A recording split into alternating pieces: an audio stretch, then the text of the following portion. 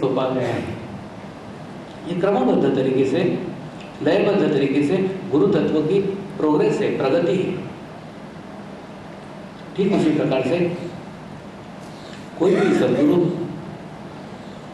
जब अपना देह त्याग करता है, देह त्याग करने के बाद उसका शरीर तो नाशवान है, शरीर तो चला जाता है, लेकिन उसकी साधना का शरीर विद्यमान होता है, वो जीवित होता है, वो कभी नष्ट नहीं होता। जिस प्रकार से हम देखते हैं एक समाज सेवी व्यक्ति समाज में मरने के बाद में भी उसके धर्मशालाओं के कारण, उसके जीवन काल में बने हॉस्पिटल के कारण, उसके जीवन काल में बने स्कूलों के कारण, उसके जीवन काल में बने कॉलेजों के कारण जीवित रहता है। ठीक उसी प्रकार से एक सद्गुरु अपने साधना के कारण समाज में सदैव जीवित रहता है। लेकिन ऐसा गुरु तत्व में पहली बार हुआ है कि सद्गुरु जीवित भी है और उसका सूक्ष्म शरीर भी जीवित हो गया है। सूक्ष्म शरीर वो शरीर है जो उसके साधना का शरीर है, उसके शक्ति का शरीर है। स्थूल शरीर वो शरीर है जिसको स्पर्श करके देखा जा सकता है, जिसको टच करके देखा जा सकता है। और सूक्ष्म शरीर वो साधना के शक्ति का शरीर है, जो शरीर सदैव विद्यमान है। तो वो पहली बार गुरु तत्व के साथ ऐसा हुआ है कि शरीर भी जीवित है और सूक्ष्म शरीर भी निर्माण हो गए हैं। ऐसा देखने का सौभाग्य मुझे तो नहीं मिला मेरे जीवन काल में, लेकिन आपको मिल रहा है। मेरे गुरु के देह त्याग के बाद में ही उसके साधना का शरीर कार्यान्वित हुआ। तो ऐसा देखने का सौभाग्य मुझे नहीं मिला, लेकिन आपको मिला है। मेरा सूक्ष्म शरीर भी विद्यमान है, स्थूल शरीर भी विद्यमान है। इसलिए मैंने उस सूक्ष्म शरीर के माध्यम से विश्व के प्रत्येक मनुष्य के लिए प्रार्थना की हुई है कि कोई भी मनुष्य मेरे माध्यम से अनुभूति करना चाहे, अनुभूति कर सकता है। एक वन वे ट्रैफिक मैंने मेरे तरफ से खोल दिया है, अब टू वे आपको खोलने का है। जो भी व्यक्ति सिर्फ इच्छा मात्र करेगा, उसके लिए मैंने प्रथम प्रार्थना करी हुई है। मैं एक माध्यम मात्र हूँ, मैं एक सिर्फ मीडिया मात्र हूँ। तो आपका चित्त माध्यम पे नहीं, अंदर से बहने वाले शक्तियों पे होना चाहिए। जिस प्रकार से एक पाइप के भीतर से अगर पानी प्रवाहित होता है तो पाइप बेमानी है, पाइप का कोई मतलब ही नहीं है। लेकिन आपका चित्त उसके अंदर से बहने वाले चैतन्य में होना चाहिए, वाइब्रेशंस पे होना चाहिए। और अगर आपको लगता है कि गुरु कुछ दे सकता है, तो वास्तव में गुरु देने और लेने की स्थिति के परे है। उस तपश्चर्या के बिना, उस साधना के बिना एक जन्म में ये संभव हो ही नहीं सकता था। कई जन्म सिर्फ इसी इच्छा से, कई जन्म सिर्फ इस साधना की इच्छा से, कई जन्म इस देने की इच्छा से, जब ये करुणामय शरीर जो दूसरे को देख के महसूस करता है, दूसरे के भाव को जान सकता है, दूसरे के लिए देता है, भले 100 लोगों में 4 लोग उपयुक्त हो, बाकी 96 लोगों को भी सिर्फ उस 4 लोगों के कारण मिल जाता है। क्यों? क्योंकि जिस प्रकार से बच्चे को देख के माँ के स्तन में खुद ही दूध आ जाता है, माँ दूध का निर्माण नहीं करती, ठीक उसी प्रकार से करुणामय शरीर में विश्व चेतना शक्ति स्वयं ही आ जाती है। कई बातें आज मेडिकल साइंस से बाहर है। अभी माँ के स्तन में बच्चे के लिए कहाँ से दूध की निर्मित होती है, ये आज तक पता नहीं चला है।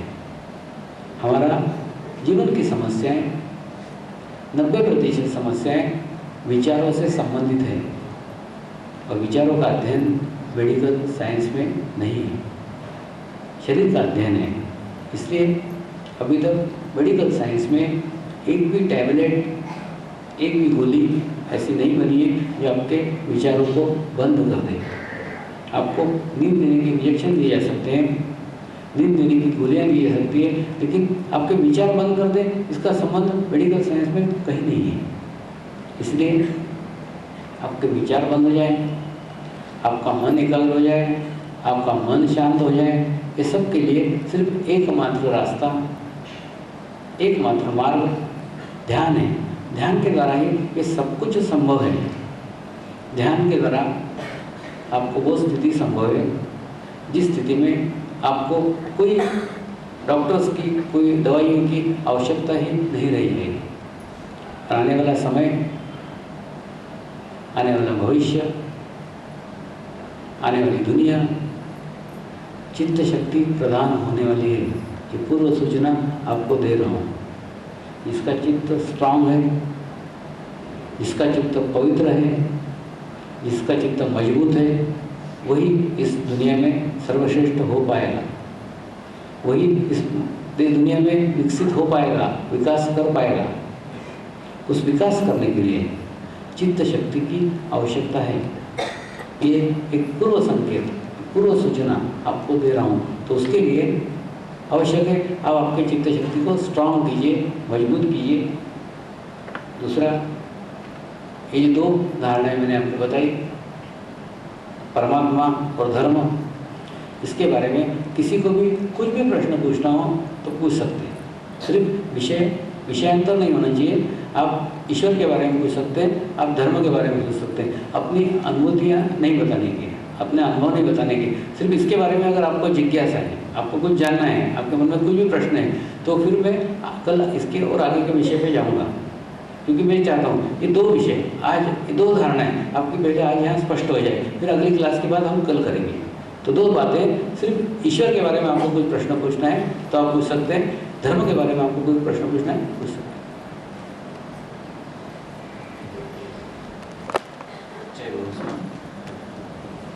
प्रश्न है, समस्या है, इस विषय से संबंधित आप रख सकते हैं। इस विषय से बाहर का कोई प्रश्न अभी पूछना नहीं है। जैसे पूछ रही हूँ कि अगर आप बताते, आपने बताया कि धर्म जन्म से जुड़ा नहीं होता है, तो क्या धर्म के बारे में अभिमान रखना अच्छा है या नहीं? धर्म आपके साथ जो दिया है, मनुष्य धर्म के प्रति अभिमान रखना चाहिए। मनुष्य धर्म के प्रति, लेकिन अभी हर एक का धर्म जो अलग होता है तो उसके प्रति अभिमान रखना उचित नहीं है क्या? नहीं, पहले बात तो मैं धर्म ही मनुष्य धर्म को कह रहा हूँ, जिसके जो आपके साथ आया हुआ है, उस धर्म का अभिमान रखिए ना कि मैं मनुष्य हूँ। हाँ, बात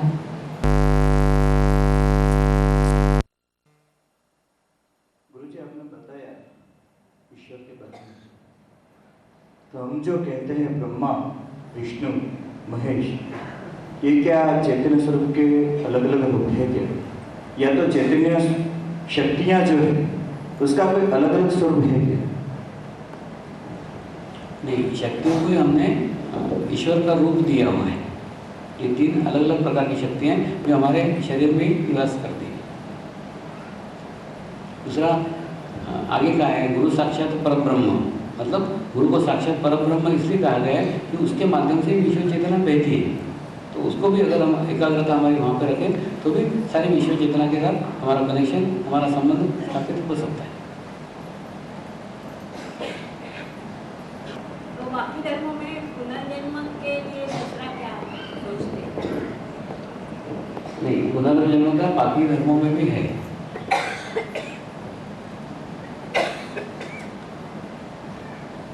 परम पूज्य गुरुदेव को मेरा नमस्कार। गुरुदेव, कई बार सोचने के बाद, कई मेहनत के बाद भी हम ये श्रद्धा नहीं ले पा रहे हैं, तो इसके लिए क्या ज़रूरी है? हमारी बुद्धि हमें ये विचारधारा में कि ईश्वर नहीं है, इसमें जाने नहीं देती है। बुद्धि हमें रोक रही है, जो विचारधारा हमारी सालों से चली आ रही है। तो हम ये श्रद्धा कैसे ज़्यादा करें? क्या हम इसके लिए क्या कोई आप उपाय बता सकते हैं? अब होम्योपैथिक डॉक्टर को पूछेंगे तो वो होम्योपैथिक की गोलियाँ देगा, मेरे को पूछोगे मैं ध्यान बोलूँगा।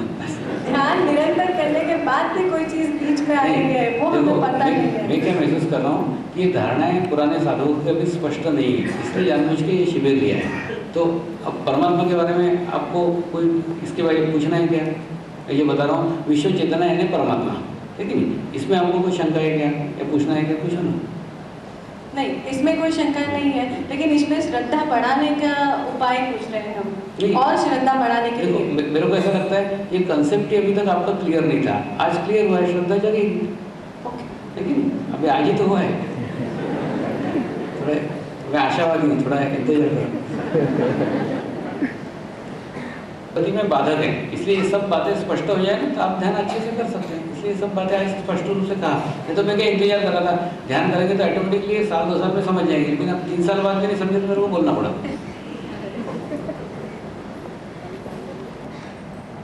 मैं लक्ष्मीकांत काड़े विक्रोड़ी मेडिटेशन सेंटर से बोलता हूँ।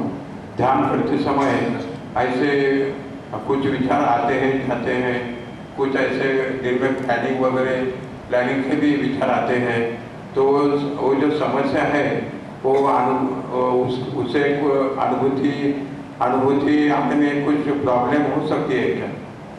अनुभूति में प्रॉब्लम हो सकती है क्या? और उसे कंट्रोल करने के लिए क्या करना चाहिए? देखिए ऐसा है कि ये आपकी अकेले की समस्या नहीं है, ये सार्वजनिक समस्या है कि ध्यान के अंदर विचार आते हैं, है ना? तो ध्यान के अंदर विचार आते हैं, इसका मतलब तो क्या है कि आपका लीवर गर्म है, और आपका लीवर गर्म है इसका मतलब क्या है, अब आपके जीवन में समाधानी नहीं है, तृप्त नहीं है। तो इसलिए अगर इस समस्या से अगर आपको बाहर निकलना है तो सबसे पहले आपको समाधानी बनना होगा। आप जिस स्थिति में हैं उसी स्थिति में रोज एक प्रार्थना कीजिए, परमात्मा तूने मुझे जितने अच्छी स्थिति में रहा है उसके लिए मैं आपको धन्यवाद देती हूँ या धन्यवाद देता हूँ। तो धीरे धीरे धीरे ये नाटक करते करते आपके भीतर एक समाधान जागृत होगा, और समाधान जागृत होने के बाद में आपका लीवर भी शांत होगा, और आपका लीवर शांत होगा तो आपको इस प्रकार के कोई भी विचार नहीं आएंगे, अनुभूति होगी ना। हाँ हाँ। दूसरा, मैं भी आज सिर्फ 2 विषयों पर जोर दे रहा हूँ। परमात्मा पूर्णतः आप समझ जाएंगे, परमात्मा के बारे में आपको कोई भी शंका हो आप पूछ सकते हैं, धर्म के बारे में आपको कोई भी शंका हो आप पूछ लीजिए, क्योंकि कल मैं ये समझ के चलूँगा कि आपको 2 बातें समझ में आई हो, फिर कल अगर ये प्रश्न पूछोगे तो नहीं चलेगा, इसलिए आज पूछ लो, आज मैं टाइम दे रहा हूँ। मतलब मैं क्या चाह रहा हूँ कि 2 विषय में आप कोई शंका रख के घर न जाए। जय बाबा स्वामी।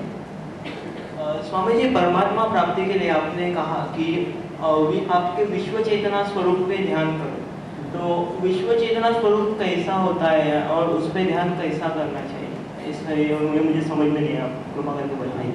देखिए, पहली बात तो कि वो जो मैं सूक्ष्म शरीर की बात कर रहा हूँ वो एक्चुअली कोई शरीर नहीं, वो एक रास्ता है, वो एक मार्ग है। मतलब उस रास्ते से आखिर में आप विश्व चेतना तक पहुँचने का है, मतलब वो एक रास्ता है उस दिशा में। जैसे एक व्यक्ति एक रास्ते से जाके आया और उसने बताया उस रास्ते से उस मंजिल तक पहुंचा जा सकता है, तो वो जो स्वरूप है वो स्वरूप भी एक मार्ग है, वो स्वरूप भी एक रास्ता है कि उस तरीके से अगर जाओगे तो उस रास्ते से हम गए हुए हैं और उस रास्ते से आप भी जा सकते हो, तो वो एक निमित्त मात्र है। कहने का मतलब जैसे एक छोटा बच्चा रहता है, जैसे ये सूक्ष्म शरीर का ये फोटो बनाया है, ये फोटो भी एक व्यक्ति ने अपने चित्त के द्वारा बनाया है, उसको बनाने में 3 साल लगे, जब तक सूक्ष्म शरीर उसको अनुभव नहीं हुआ, उसकी अनुभूति नहीं हुई, उसने कभी उसको चित्रित नहीं किया। मतलब ये कैमरे से लिया हुआ फोटोग्राफ नहीं है। एक दूसरा, ये एक रास्ता है, ये एक मार्ग है, अंत में पहुँचना आपको विश्व चेतना से ही है। जिस प्रकार से एक बच्चा होता है और बच्चा छोटा होने के बाद में बाबा गाड़ी का सहारा लेता है अपने चलने के लिए, बाद में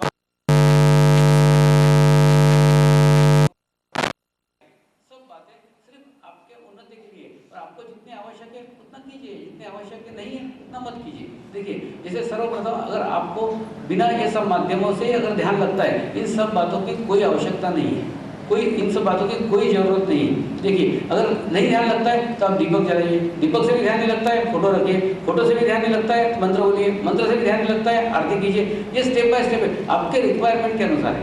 जिस प्रकार से आप किसी डॉक्टर के पास जाते हैं तो पहले वो हल्की दवाइयाँ देता है, नहीं तो फिर भारी देता है, फिर और भारी देता है। वो जैसे डोज बढ़ाते जाता है वैसे एक डोज बढ़ाएंगे। और मैं तो ये चाहता हूँ इन सब दवाइयों की आपको जरूरत ही नहीं रहो।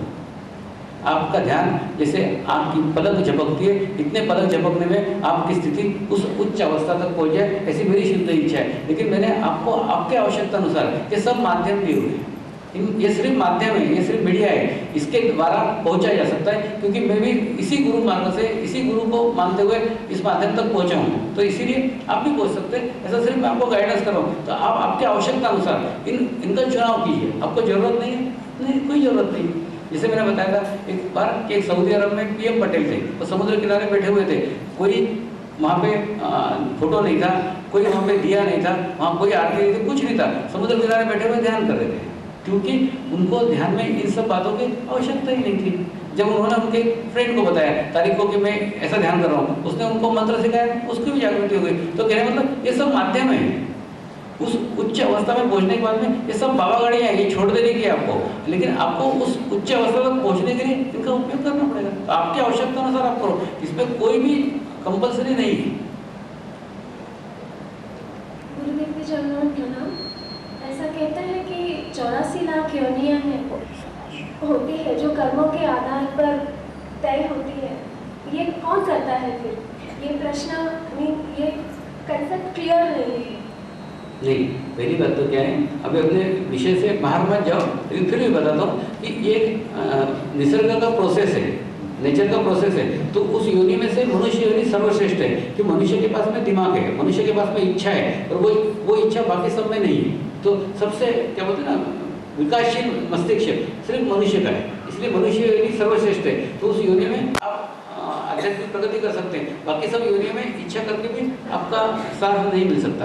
तो ये सिर्फ एक, जैसे झाड़ इतने प्रकार के क्यों होते हैं, उसके पत्ते इतने प्रकार के क्यों होते हैं, ठीक उसी प्रकार से निसर्ग का धर्म है। निसर्ग के अंदर ये सब कुछ आता है, उधर अपने को नहीं सोचने का। मेरा प्रश्न ये है कि क्या ये तय परमात्मा करता है? वो विश्व चेतना करती है, जो विश्व का संचालित करती है, उसको ही हम परमात्मा कहते हैं। आज अपने नया नामकरण किया ना।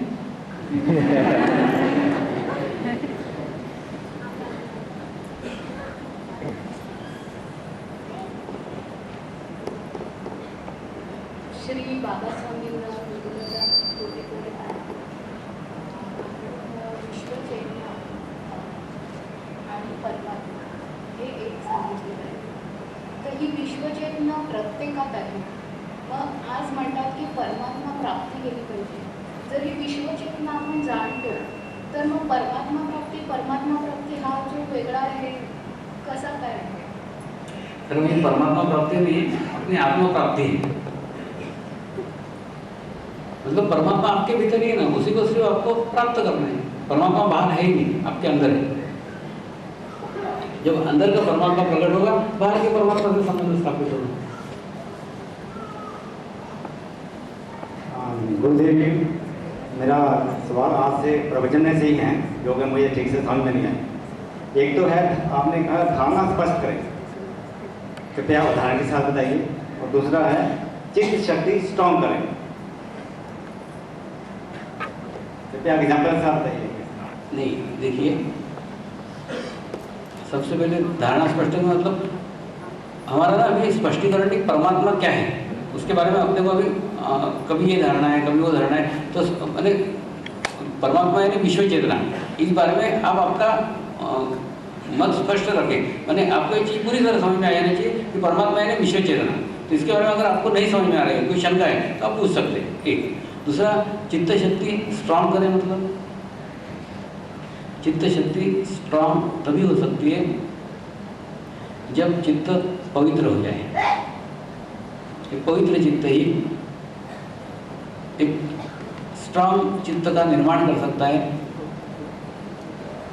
एक स्ट्रांग चित्त ही स्ट्रांग चित्त शक्ति का निर्माण कर सकता है। इसके सबसे पहले पवित्रता आवश्यक है। पवित्रता यानी आपके मन में किसी प्रकार के कोई बुरे विचार ना आए, किसी प्रकार के आपके मन में डर के विचार ना आए।